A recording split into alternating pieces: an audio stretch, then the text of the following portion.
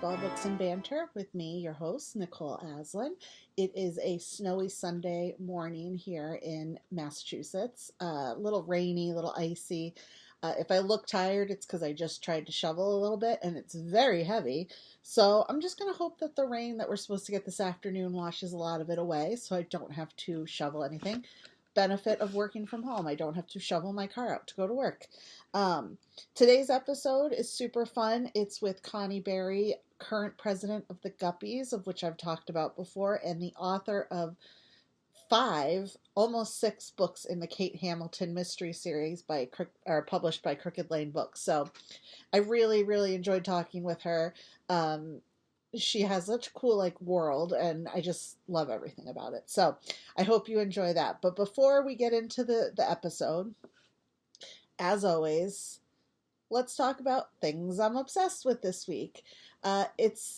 Which I realized, so I went to New York at the beginning of this past week. It was a memory trip for my mom. We used to go and see Live with Kelly because the tickets are free, and that was our favorite show to watch together. It was great. I almost was a trivia dancer. Kind of glad I didn't get picked because I would have died. And I didn't get to take a picture with my shirt and Kelly, like the 10 years later version. But the shows were both really good. I stayed after the live show that they did on the 11th. They said, hey, if you want to stay for the 10 o'clock taping, we're taping a show for later this week. And I was like, all right. So the guests were John Lithgow, who was super cute and funny. Really kind of excited. Kind of want to go back down. He's doing a thing with the New York City Ballet, and that looked really cool. Alex Cooper from the Call Her Daddy podcast, the people that I ended up making friends with were big fans, so that was pretty fun. And then the next guest was Questlove, whose Eagles just won the Super Bowl, so that was super cool too. I also did this Late Night with Seth Meyers show. I will say, for those that are looking to do what I did, which is free shows in New York, the NBC shows are I think it's probably the toughest thing to get into because you pretty much take 3 hours of your day. 4 hours, I would say. You line up super early, 2 hours before showtime. Then you go through all these checkpoints where they check your ID 14 times. And then you're sitting in this room forever, it seems like. And they are very strict about phones and recording and cell phones and yada, yada, yada. So just know that going into it. Seth Meyers was hysterical. Paula Pell was one of the guests, and she was, I laughed so hard I snorted. Made friends with 2 lovely ladies from Scotland who are here on vacation, their most exciting thing about being in New York is they went to Target, and they were very excited about that. So I thought that was super cute. And then Coleman Domingo was the other guest, and he's just joy personified. So he was super fun. Then after Kelly and Mark, my phone died, so that was fun. I don't know if I need to get a new phone. This is a very long story to just say. Then I went to Kelly Clarkson's show, which was again an NBC show. So we waited forever to go in, and then we ended up sitting in I think they overcrowd her audience. So we sat in the back, and it was kind of not great. And the show is kind of weird because I love Kelly Clarkson. I've loved Kelly Clarkson forever. She's on my repeat playstations all the time, all her covers. I've seen her in concert twice. Love her, whatever. And so we got a karaoke, which was great. They do it at the end of the show. So they tape all the interviews first, then she sings. And it was really cool to see kind of how the process is, where she's like, oh, I don't like the way that arrangement is. Didn't know the song, ended up loving it. But the thing that bummed me out is Trisha Yearwood and Alessia Cara were the guests. And as I said before, I'm obsessed with Alessia Cara too. So I was really excited to hear a performance from her. Trisha Yearwood also was releasing a new album, and they talked about her singing a song from the upcoming album. Neither of them performed for the audience, and so it was a little weird because you were like, oh, I thought I would get at least one of the performers to perform. Kelly Clarkson's still cool. It was really funny. They brought a woman down from the audience who sang, and she did, what song was it? I can't remember. It's an Aretha song, and Kelly Clarkson actually came out because the woman was so good from Florida. Like we were just going cuckoo for her, and Kelly came out. She's like, I thought they were playing a track, but they were like, no, that's live right now. So that was kind of cute. But I don't. I feel like that's a one and done for me. It was just too much for not a lot of payoff. Oh, they had these two adorable men who have a restaurant called Virgil's, I believe. And it's the Gullah Gullah culture food, and they were so cute, so funny, and the food looked so good and it smelled really good. But that's neither here nor there. So I always recommend, and I will continue to recommend as long as they're in their studio, Live with Kelly and Mark, because it's fun. I didn't win the trivia dancing, and I also did not win a prize. I wanted a Roomba, but that's okay. Maybe I'll get picked for a show. Another thing I'm obsessed with, so that was New York. I, another little funniest story is when I came out of the Seth Meyers taping in Rockefeller Center, I walked outside and I saw a big MLB store, baseball store. Didn't know MLB had a big store in like in that area. So of course I went. I didn't remember because I was so tired. I did not remember that I had switched my purses from my bookshop bag to my baseball bag because I wanted to carry more stuff. So I walked in and all the guys working, because of course it was all guys working, are like, oh my God, I love your purse. I love your purse. And I'm like, why do these dudes love my bookshop bag? Like, so weird. And then I looked down and I was like, oh, my baseball bag, of course. So I did end up handing out a million bookmarks, like read my books, read my books, read my books if you like baseball. And two of them were seemed kind of interested. And then of course I did buy Red Sox stuff because they had a couple more things that I haven't seen yet. So those will be coming out in the spring. You'll see those on probably an upcoming podcast when I wear that. But outside of New York, another thing I'm obsessed with is, for those of my friends who love a British drama and PBS, Miss Scarlet is back. It used to be Miss Scarlet and the Duke, but the Duke decided to go to New York and not come back. And actually, surprisingly, I think I like the show a little bit better. I am bummed. I just watched the third episode, I believe, of the season. And the person that ends up leaving, I'm kind of bummed about because I love the relationships between them. But I do like the new inspector too. So we'll see if, that still comes out, and maybe we'll see the friend who left come back. So check that out if you love a good historical mystery British crime drama. I think this finale is this weekend. So speaking of England, speaking of crime, I guess it's time for Miss Connie Berry. So I hope you enjoy, and I'll see you on the other side. Welcome back to Baseball Books and Banter. Today's guest is the amazing Connie Berry, who writes the Kate Hamilton mysteries, but is also president of the Guppies, which I have expanded. Like, I love the Guppies, and I talk about it probably every time I record a podcast. So it's really Oh. kind of cool to have the lady in charge, so to speak, right? So to speak. Yeah, Yeah. absolutely. But yeah, Connie, introduce yourself to the listeners. Yeah, well, you did a pretty good job. I write the Kate Hamilton mysteries. They are set in the UK, and they feature Kate, who is an American antiques dealer, and she has a very similar background to my own because I grew up in the antiques trade. My father actually had a real job. He was an electronics engineer, but his real passion in life was antiques, and he got my mom involved in it. And so they had a shop for quite a long time. I just, that's how I grew up. We went to Chicago to the auctions, and we went, I always tell people every single family vacation ended up to be a buying trip. And usually by the time we got home, I could hardly sit in the back seat of Oh the no. car because there were so many boxes. And it was so boring to me to wait Right. for them. They went into but sometimes, because back then, this is a long time ago, people had little antique shops in their Yeah. homes.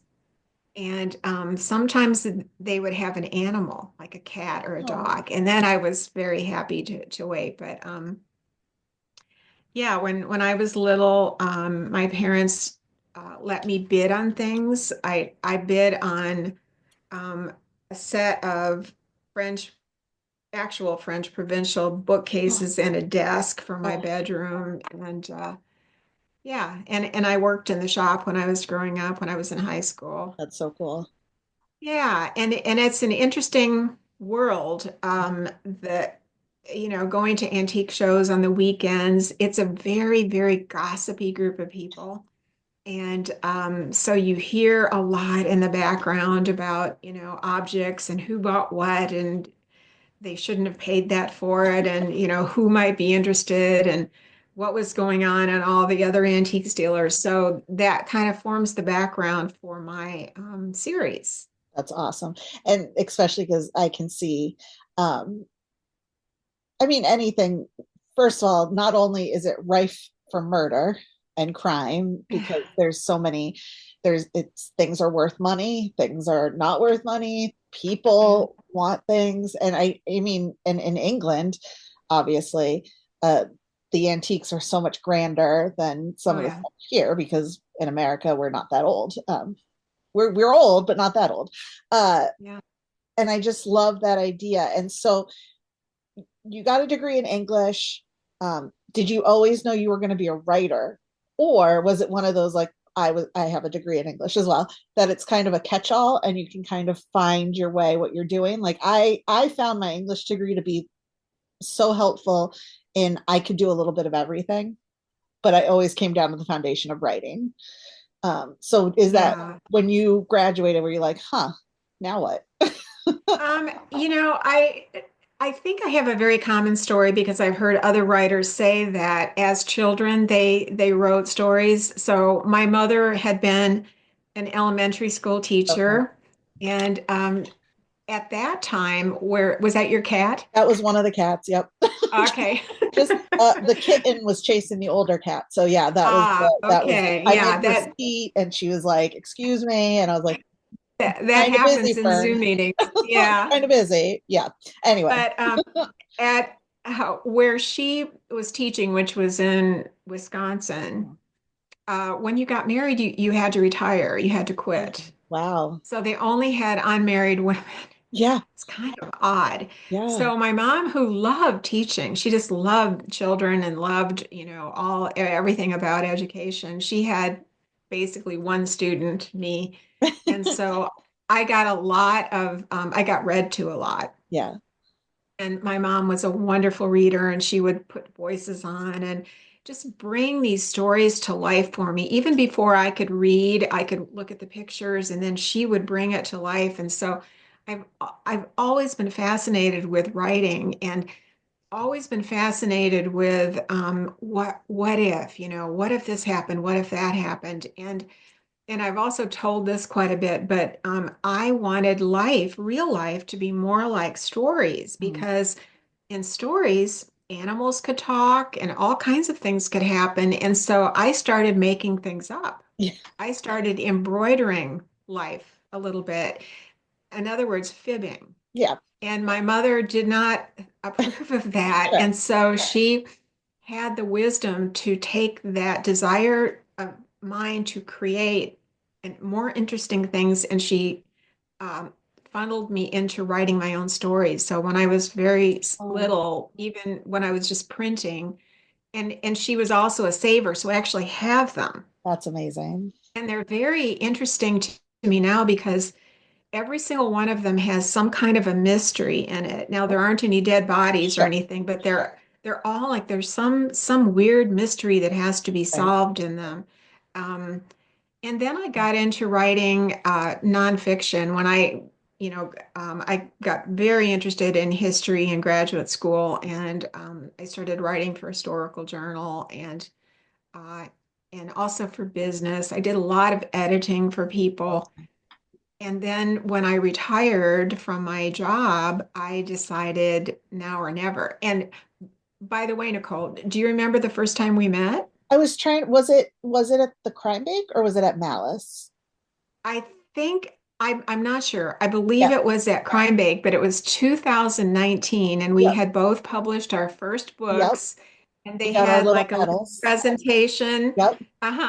or and that's when I met you for the first time, and I learned about your books. There it is. Yes. That's what Oh, we you got. still Here. have Oh, yours. I still Oh, have it on my it's on I my don't know wall what happened thing. to mine. Oh I know. dear. It was pre-pandemic. So it was like the last Yeah, big event before the it was pandemic. definitely pre-pandemic, but Yeah. I just, remember you very well from that, and I was attracted to you and to your writing, and so it's fun to catch up. And I've seen you Oh, at other conferences, so I think you yeah. are involved. Is it Malice that you're involved So in? I'm in the crime bake. I'm with the committee for the crime Okay. bake up here in New England. Okay. So hopefully you'll come this year. Lori Raider Day is our guest of Yeah, honor. I'm not able to come this year, You're probably in but I'm like going. England or something because I love if you guys follow her on her website and on socials. There's just she's like, oh, I'm in the Cotswolds today. Was it the Cotswolds you were Yeah. just in or Cornwall? Well, Yes. I was in the Cotswolds, and my books are set in Suffolk, which is not too far from Cambridge, which Okay. is kind of northeast of London. So we always spend time there. But we also spent time in Yorkshire this last time, which was Oh. amazing. Yeah, the Just oh, pictures, love that area. everything. It was like, oh, I should write my book somewhere where I can take a trip because that seems smart. You know what? That is not a bad idea at all. You could send your people off some Mhm. fabulous place Well, or on a cruise or gra something. the graph the draft I'm writing right now. Uh-huh. They're going to Vermont, so like a little Vermont trip. That's Ooh, within 2 hours of my house. I can just take a day. I yes. haven't yet, Yeah. but I could. That's the moral Yeah. of the story. Yeah. Actually, one of the articles I wrote for Hudson Valley Regional Review was about a Civil War soldier from Vermont, and he Oh, was from Milton, Vermont, mhm. and went to school on Isle La Motte, which is an island in Lake Champlain. Yep. And that's where I set my first novel Wow. originally until my publisher wanted everything to be in the UK, so I Right. switched it to a fictional Yep. island in the Scottish Hebrides. So Which again, I love those books set in England, Scotland, on an island in the middle of like the worst torrential storm you'll ever find. There's no boats and it's cold and you can't. I don't know why. Just like something. Maybe because I know I would never put. Well, never say never. Put myself in that situation to be in the locked house on an island with no way in or out. But that could be just because I'm cuckoo and I I do too much planning and I'm like I can't do it. But going back to that is so when you came up with the idea for the Kate Hamilton um, mysteries, obviously there's a little bit of you in there because she's in antiques and you kind of have that background in the family. Do you find it's more the antiques that you want to talk about, like the history of the antiques, or is it more character driven that you like to do? I actually like both, and one of the things that really like about the objects is the fact that because I am such a history nerd, I Same. just love history, and antiques are history. They are like time travelers. They Almost like were living history because they're things living that people history. used or had. They had a life, they had a Yep. purpose, they had an owner, Yeah. they lived somewhere, Right. and now they're cut off from that and they've been transported into the modern world. But all of these objects have a story. Now we may not be able to know what those stories are, but oftentimes we do. And that was one thing that my mom was really good at. She would do a lot of the research, and she would reconstruct as much of the history of an object as she could. And that made, when you purchase something from their shop, that Yep. would make it more interesting because you learn something. Well, that's sort of, I don't know if you watched Friends like I watched Friends, but Phoebe didn't like Pottery Barn, and Rachel bought a table from Pottery Barn, the apothecary table, and she had to create this whole story because like Phoebe's like, "What's the story behind it?" And she's like, Yeah. In days of yore," and it was like all Yeah. that kind of stuff. And that just I don't know why that made me think of that, but it is true because they all have a story, and you can, especially like I'm sure in England with the really old antiques, medieval antiques, and even 17th, 16th, 17th century, Yeah. there was a lot of life, and it had to have had some drama, i.e., a mystery surrounding. Maybe they weren't part of the mystery, but they I talk it like they're actual people, but They, they they lived and witnessed saw it. it. Yeah, exactly. They're witnesses Yeah. to it, exactly. So I feel like that's just a really interesting idea of these things transcending time Yeah. and being modern. We I love that. we have a lot in common. I can see that. A lot of interest in common. I'm a big right now. My big kick is Victorian mysteries. Those are kind of like my jam. So I will never write one because it's a lot of work and I don't want to do Hmm. some of the digging, but I Hmm. will always pick up one if I see it. I'm like, yep, that's check. Yeah. I was going to ask, so the first one came out in 2019 because we were debuts together. Yes, And actually, now, I had two out in 2019, that's which I right. would not recommend. Yeah. That's So hard. I Yeah. had when I got my contract, I already had the first one, Done. finished, and then I was a good way into the second one, and so I I did not know enough to know that I should have said to them, let's do Wait for one in that. 2019, one in 2020, because they compete against each other. Yeah. And a debut novel always gets more interest Time. and Mhm. press. So then I didn't have a book in 2020 and it was 2021. So it was just my naivete. And you are represented by the wonderful Paula Mounier, also Yes. also part of the Crime Bait Committee. Yes, Um, she is. Yeah. how did that process go for you? Was it a cold query, or did she know you from an event and kind of worked out that way? I did this in an absolutely opposite way to everybody else. So I went to Sleuth Fest Okay. in 2017, I believe. Is that I'm Florida? not, I think it was in Florida. Okay. Yes, it's near Fort Lauderdale, I believe. And one of the things you could do, which you can do at Crime Bake too, is you can pay like $20 and you can Yep. have send your first chapter to an agent or an acquiring editor or something like that. And so I decided to do that.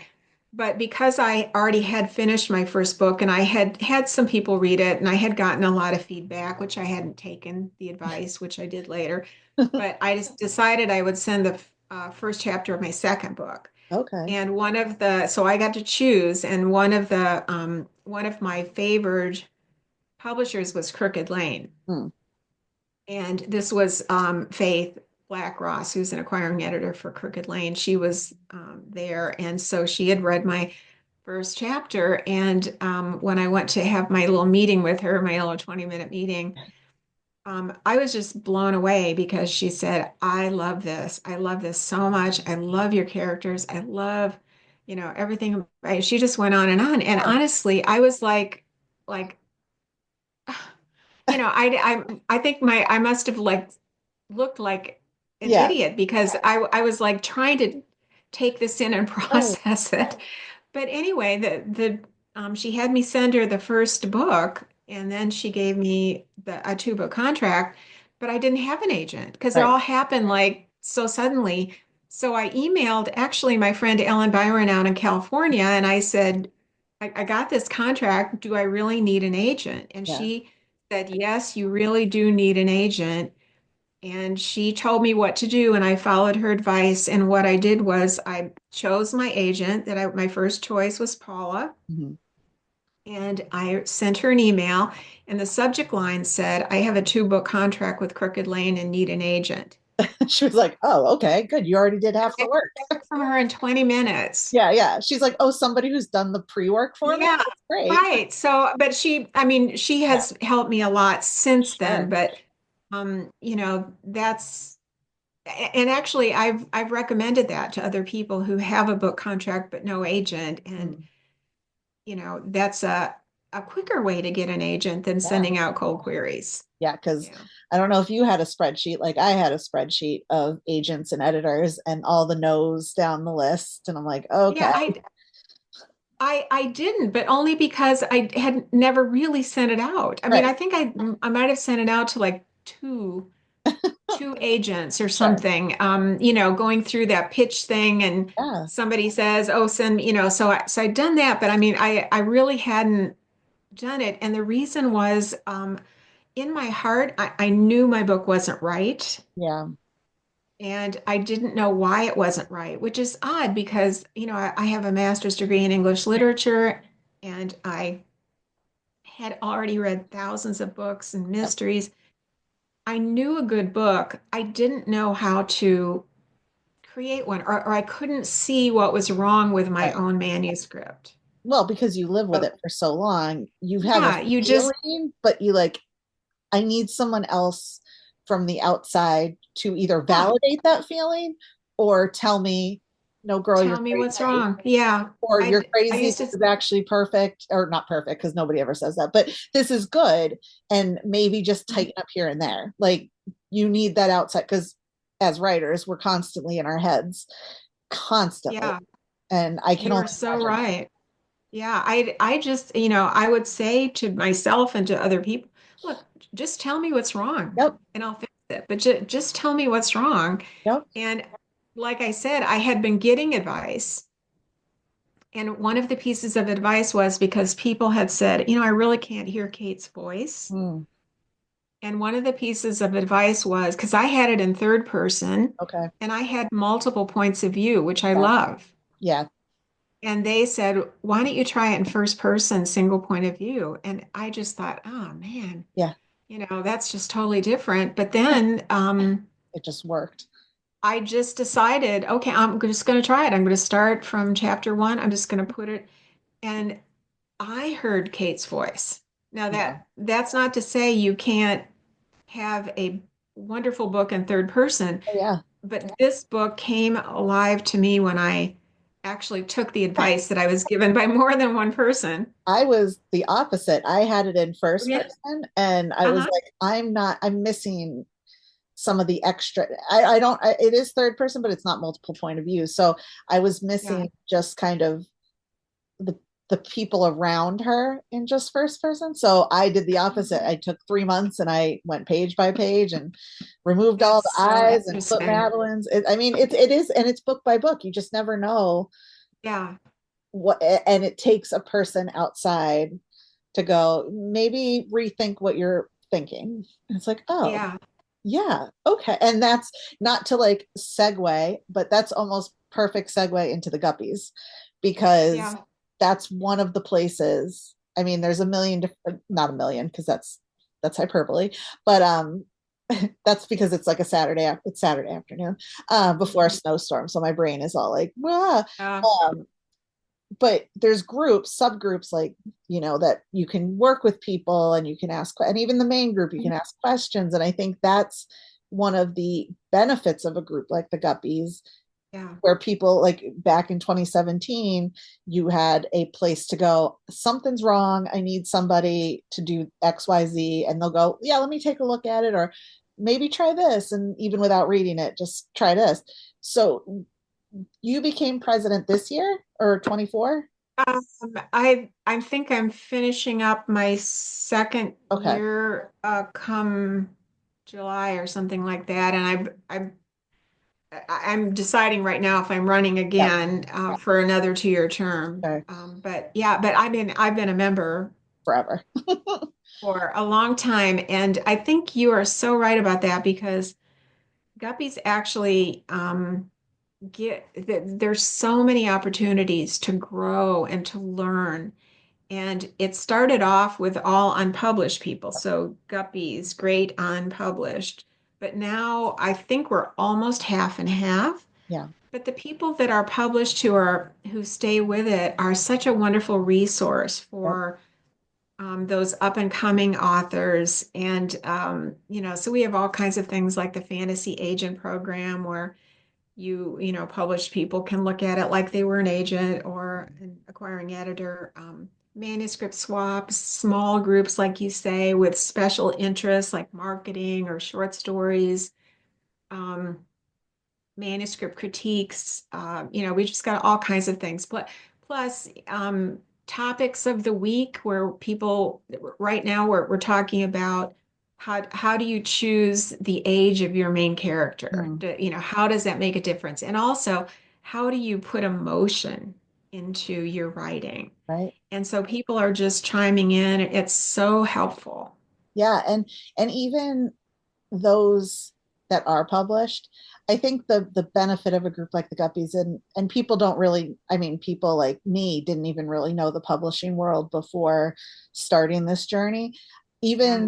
Even published authors have some of the same problems that an unpublished author would have. Oh, I have a new series and now I'm trying to do this, and oh, my agent.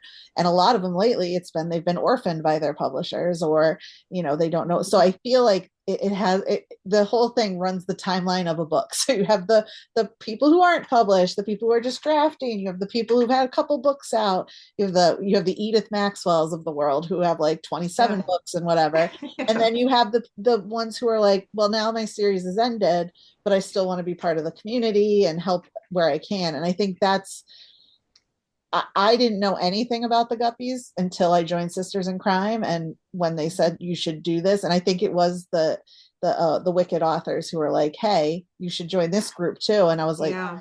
"Oh my god, this is great!" That, and sometimes you need, when you can't afford therapy, it's a good place to go because everybody's supportive, and you can just be like, "Oh, I don't know if my book title works," and they're like, "No, it does," or "Oh, maybe try this," or "Oh, do Yeah. this," and it's just it's just the best group. Well, I'm so glad you found that to be true.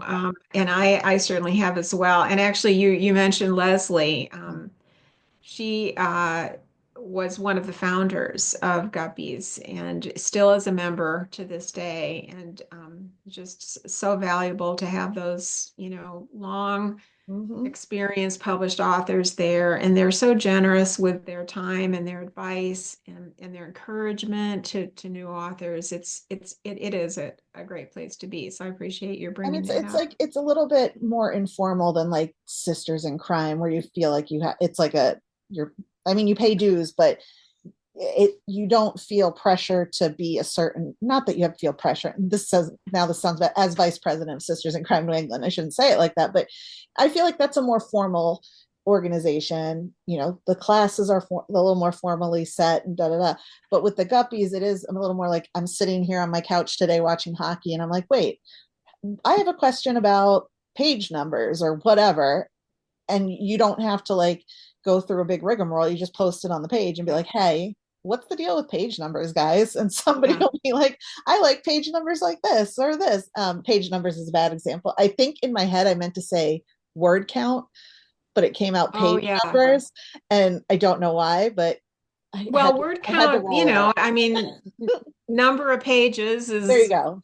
a Yeah. factor Okay. of word count. So You. That's yeah. good. I went to New York at the Yeah. beginning of this week, so I'm like all discombobulated with time. I'm like, where am I? Is this my house? I'm like, what are we You're doing? you're in Boston? I'm in just at south of Boston. Yep. So, Okay. Which and is you're, why you're a Red Sox fan. yep, very much so. There she is. There's my Yeah. Celtics jersey. Yeah, Oh my yeah. little background. Um, you're in Ohio, but it sounds like you're You kind of know, Midwest based. yeah, I'm a Midwestern person. I was born in Wisconsin, grew up in Northern Illinois. We have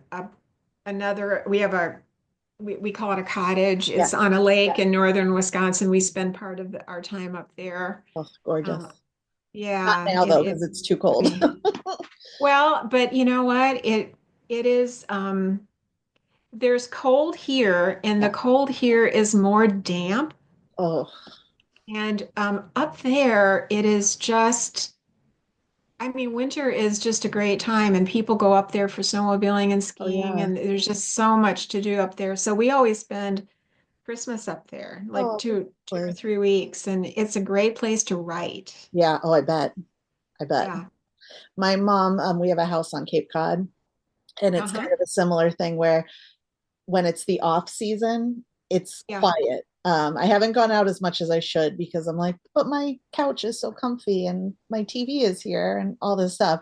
But it's the same. It's if I want a little quiet break, it's just hard to wrap up three cats to go anywhere. So it's like, Yeah, we're just gonna That's say animal. true. You have a dog though, right? Yes, I have a dog. Emmy. Emmy she's a Shih Tzu. She is 4. And I was just She's a listening baby. to, oh, she's so sweet. She's just the Oh, best thing. And when we first got her, my training method, because Shih Tzus are not the easiest dogs to train, because even they're though they're very stubborn. smart, they're stubborn. Yeah. And so my method of training her, and I've done this with several dogs because they're little tiny things, 5, 6 pounds when you first get them, Yeah. is just to carry them around and just carry them around everywhere. And then every maybe couple of hours, just take them out, put them Yeah. out, and let them do their thing, pick them up, carry them around again. So when I would write, I would have her up on my desk and she would lay down between my monitor and my Oh, keyboard. And I have this great picture, which I could show you if I knew how to do that, but yeah. where she is like laying back and looking at me upside down over my Yeah. keyboard. I mean, Oh, she's just my companion, yeah. she's my co-writer That's because her presence is just kind of comforting and yeah. um, yeah, they're very, very sweet animals. They're not bred to do anything except just Look good. love you and be companions. They did. So while I was in New York, the Westminster Dog Show was going on, and I Yes. met a mother and daughter who came to New York purely to go to that. We were at a different show, Oh and yeah. so I found out that the Shih Tzu won their best in group. Yeah. Yeah, Yeah. Best in like they're breed or category, like yeah, and small they went to the dogs. best in show, but Yeah. Magnificent Monty ended up winning, which was a giant schnauzer. And I saw him Yes. in More than America, and he was adorable. And I was like, oh, and I'm puppy. Yeah, And he it makes me is. want a dog, except then I'm like, no, but the cats are enough. That is fine. We don't need any Cats are more. much easier Yeah, you to say that as handle. one flies across my computer screen and knocks things over. And um, but we are like, I could talk to you all day. We are starting to Yeah, run out I know. of I time. feel that way too. So I want to make sure that I get to ask you what you're reading now or what you Okay. recommend for people to read. Go for it. Okay, well, I just happened to Visual bring some aids. of the books that I am currently reading so you can see them. And one thing that I'm reading is the Miss Marple short Oh, stories by Agatha Christie. what a gorgeous cover. You can see it. Yeah. I And love that. I am actually writing a short story right now. So what I'm doing is not only just enjoying the stories, but I'm looking at all the different twists that she Yeah, puts in. So I'm kind of looking at it with a writerly eye as well as just purely enjoying. enjoying the stories. But um, one of the writers that I love is Anthony Horowitz, and I am just loving this series. The last one is Moonflower Murders. He's got one coming out like really A new one, soon. a new one of A that, new one. or Yeah, a okay, new one in the series. He's got, I think, at least 3 or 4 series yeah, going. I mean, he's just a prolific author.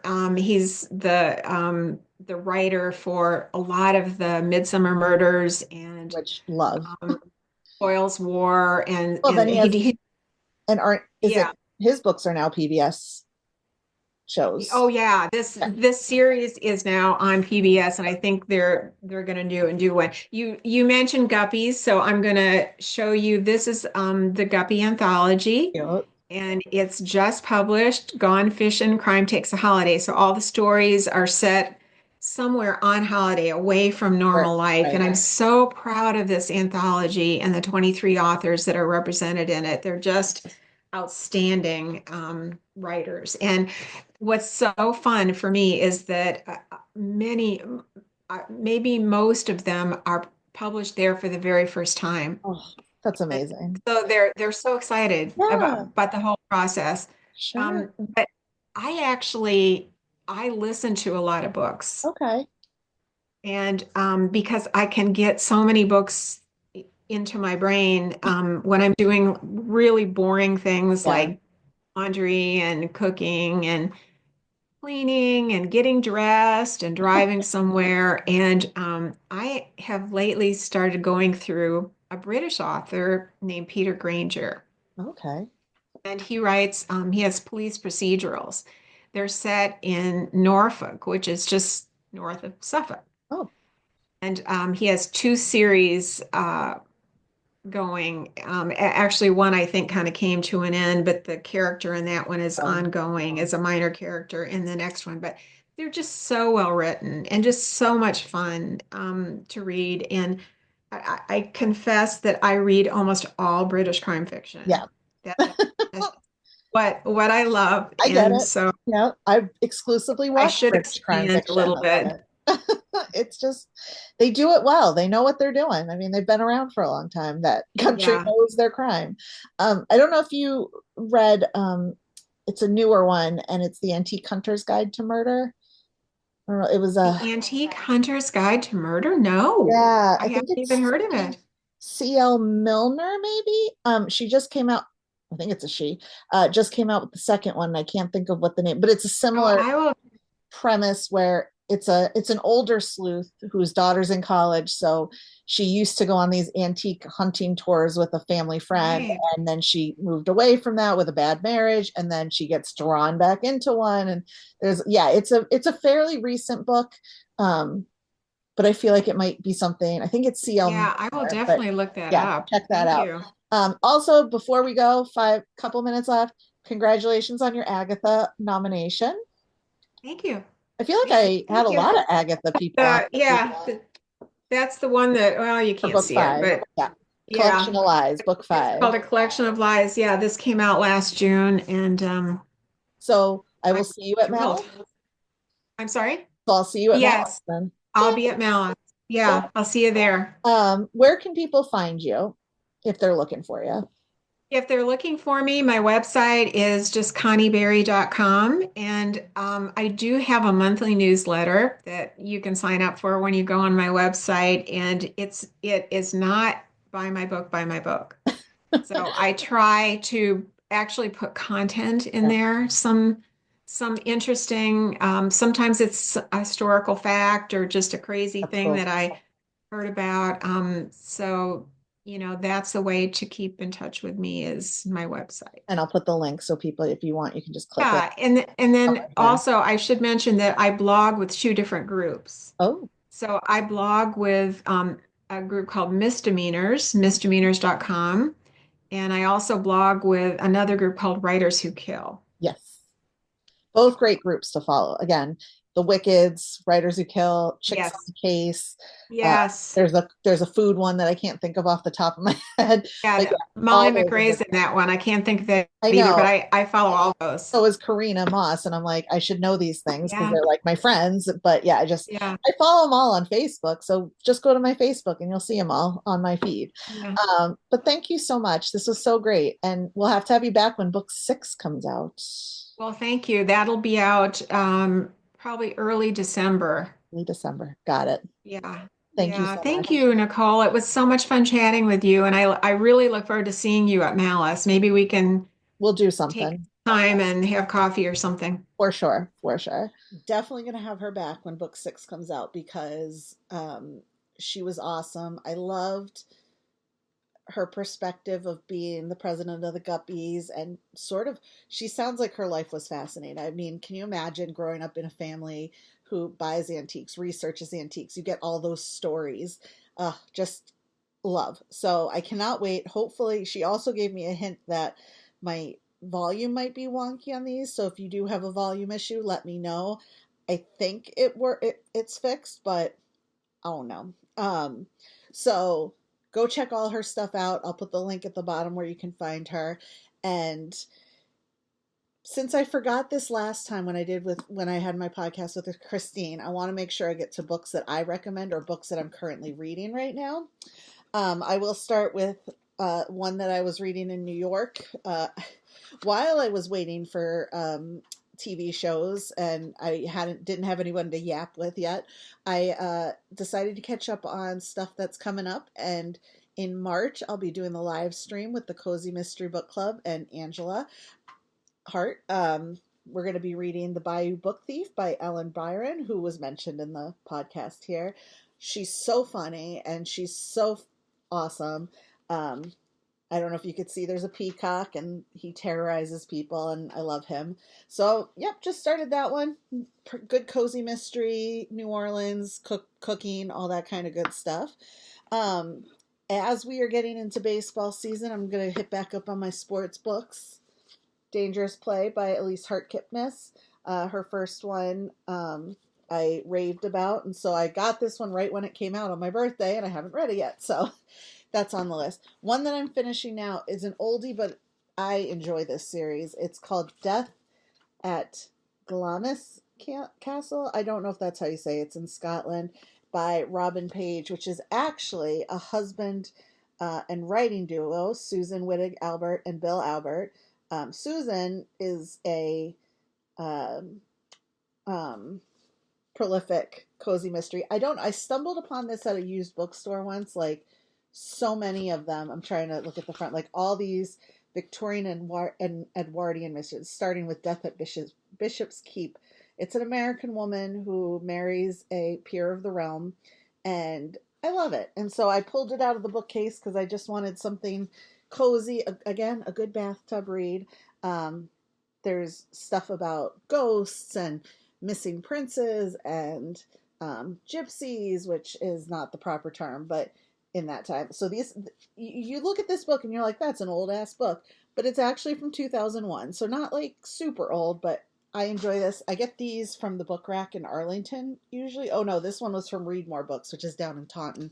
But yeah, Taunton, Read More Books in Taunton, and um, the book rack in Arlington are my two favorite used bookstores. So check those out. So that's kind of what I'm reading now, hard-covered books. Today's a snowy day and I have nowhere to go, so I think I'm going to finish one or two and take it easy. I have a holiday tomorrow, so maybe I'll get some more reading done then. Also writing, I am almost a little over 5,000 words into book 4 of the Ballpark Mysteries. Um, this time we're going to Vermont, so if you got Vermont tips, shoot them my way. And maybe I'll come up and stay for a little while just to get some Vermonty life. Maybe I'll mention Noah Kahn because he's Vermont's golden boy at the moment. Uh, Very exciting news, just fresh off the presses this morning. I have signed a contract with Level Best Books to continue the Ballpark Mystery Series. So stay tuned because book 3 is completed, one round of edits. And now I'll get on their schedule and we'll see when book 3, Foul Play at the Park, will come out. So stay tuned. You will be the first to know. My internet friends will be the first to know. But I'm super excited. I have a lot of friends with Level Best Books. Verena is amazing as one of the co-owners. She does a lot of stuff with Donna Ray Menard, and she comes to Crime Bake every year, and I just love her to death. So I'm super excited to be a Level Bestie. And I'm going to reach out to friends like Daphne Silver, Laura Silverman, who's a Level Bestie, and Donna Ray Menard, who is Fern's grandmother, in case... And you saw Fern in the podcast. She decided to make an appearance because Captain was chasing her.